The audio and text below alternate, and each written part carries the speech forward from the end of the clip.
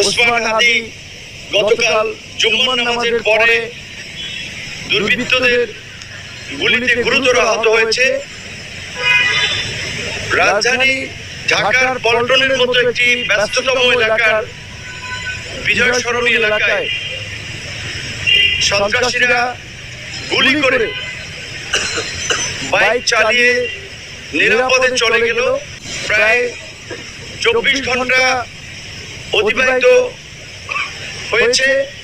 এখন পর্যন্ত আমরা এই ঘটনার সাথে কে বা কারা জড়িত তার খুব বেশি কোনো প্রমাণ আমরা এখন পর্যন্ত আইন শৃঙ্খলা বাহিনী কিংবা সরকারের মাধ্যমে জানতে পারি নাই। আমাদের ভাই হাদি খুব গুরুতর